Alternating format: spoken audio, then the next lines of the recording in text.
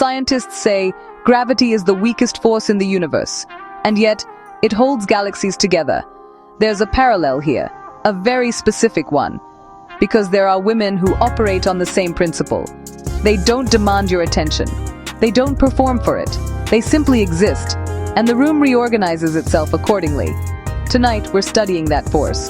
Call it the gravity effect. Every great painting has a composition, a set of decisions that guides the eye without the viewer ever noticing. A woman's form works the same way. The shoulders establish the frame. Confident. Open. The opening statement of a speech you didn't know you needed to hear. The collarbone draws a line. Elegant. Deliberate. The way a river shapes a valley just by flowing long enough. Then the waist creates contrast. A pause. That quiet moment between movements in music where you realize something extraordinary is about to happen. And the hips, they're the resolution, the payoff, the reason the whole composition works. Wide, grounded, moving with a rhythm that doesn't ask permission.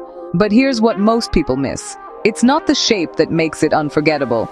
It's the intention inside the shape, the way she carries it, the way she owns it. A woman at peace with her body moves differently than a woman performing for yours. And the difference is everything. Still, she's extraordinary.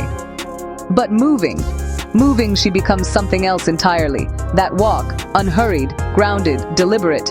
It doesn't compete with the room, it redefines it.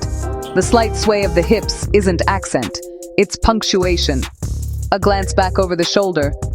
That's not a look, that's a whole paragraph. There's a particular kind of grace that lives in confidence. The kind that doesn't perform, doesn't hustle, doesn't shrink. It just moves. And everything else steps aside. Here's the truth no one puts in the thumbnail. The curves, the glow, the geometry. They're memorable. But honestly, they're not the source. The source is self-possession. It's the quiet certainty of a woman who has looked at herself. All of herself. The stretch marks, the scars, the freckles, the parts she once tried to hide, and decided, this is mine, and mine is enough. That decision, it lives in the body. You can see it. In the way she stands, takes up space, doesn't apologize for her laugh being too loud, or her presence being too much. She doesn't fill the room, she anchors it.